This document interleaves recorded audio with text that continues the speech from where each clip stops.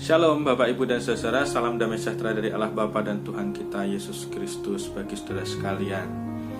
Rabu 17 Juni 2020 kita akan merenungkan firman Tuhan dari Matius 7 ayat 15 sampai dengan 20. Persilahkan membaca bersama-sama dengan keluarga di rumah. Saudara, dalam falsafah kehidupan Jawa tentu ada banyak falsafahnya, tapi yang akan kita renungkan sebagai jembatan kita masuk dalam bacaan kita adalah falsafah ini. Ajining rogo seko busono, ajining diri seko lati. Ini dua hal. Yang pertama, ajining rogo seko busono. Ini secara sederhana orang akan memahaminya, kita akan dihargai atau diberi penghormatan oleh orang lain tergantung dari bagaimana kita berpakaian, bagaimana kita memakai pakaian, menempatkan diri dalam berpakaian. Jadi empan papan dalam berpakaian, berbusana gitu. Nah, tapi kalau sederhananya sedemikian pemahamannya, tapi kalau kita renungkan ada pemahaman yang lebih dalam lagi. Jadi tidak hanya bagaimana empan papan, tetapi bagaimana kita berbusana itu menunjukkan penghargaan kepada orang lain.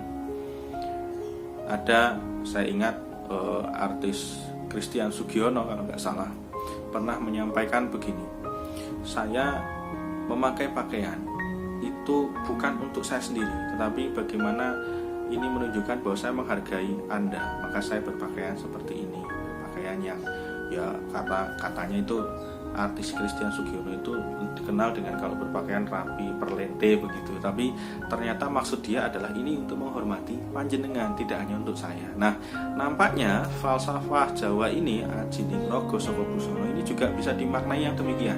Kita berpakaian itu juga dalam rangka menghargai orang lain. Bagaimana kita menempatkan diri dalam berpakaian itu dalam cara menghargai orang lain. Ini yang pertama. Yang kedua adalah ajining diri seko lati. Bagaimana kita berbicara itu juga menunjukkan atau menentukan penghormatan orang lain.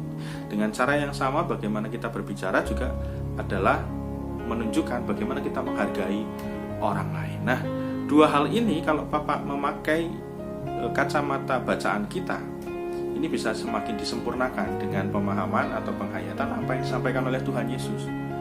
Jadi pohon yang baik pasti akan mengeluarkan buah yang baik. Pohon yang buruk pasti akan mengeluarkan buah yang tidak baik atau buruk juga. Dan kita bisa merenungkan ini tidak sekedar dilihat dari penampilannya, tetapi justru dari buahnya. Nah, pohon yang baik tidak selalu dilihat dari penampilan yang pohonnya yang indah, tetapi justru dari buahnya. Nah, oleh karena itu ketika kita pada saat ini bacaan pada hari ini adalah Matius 7 ayat 15 sampai dengan 20, Tuhan Yesus mengingatkan bagaimana kita hidup agar memunculkan buah yang baik, karena buah itulah yang menentukan bagaimana kita dikenal. Nah, falsafah tadi juga menunjukkan hal yang sama dan disempurnakan oleh apa yang disampaikan oleh Tuhan Yesus.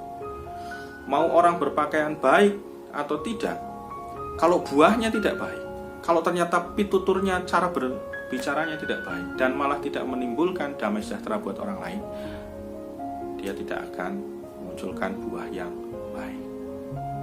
Maka ada juga, kalau istilah zaman sekarang itu Bapak Ibu dan Saudara, don't judge the book from the cover. Nah, saya tidak tahu ini pronunciation-nya benar apa enggak, tapi don't judge the book from the cover. Jangan menilai buku dari luarnya atau dari covernya, penutup luarnya, tapi dari isinya di dalamnya, buahnya, buah pemikiran dari sang penulis, tidak hanya sekedar dari covernya. Nah, oleh karena itu Bapak Ibu dan Saudara yang terkasih, ketika Tuhan Yesus saat ini dalam bacaan kita mengingatkan bagaimana kita menunjukkan buahnya, kita jangan melupakan bagaimana kita berpenampilan dalam rangka menghargai orang lain. Kita juga jangan melupakan bagaimana kita bertutur kata, tetapi juga untuk menyempurnakan itu, mari kita menunjukkan buah yang baik. Yang buahnya itu tidak perlu juga harus ditunjukkan dan dipamerkan, tetapi bisa menunjukkan atau bisa dirasakan damai sejahteranya oleh orang lain. Justru itulah buahnya. Mari kita bersama-sama menempatkan diri dengan tidak hanya berbusana yang baik, tidak hanya bertutur kata yang baik, tapi juga menunjukkan, membuahkan buah yang baik dari apa yang kita pakai, dari apa yang kita lakukan, dari apa yang kita ucapkan. Selamat Hari Rabu. Tuhan Yesus memberkati. Kasih karunia dan damai sejahtera dari Allah dan Tuhan Yesus Kristus serta persekutuan dengan Roh Kudus menyertai saudara sekalian. Amin.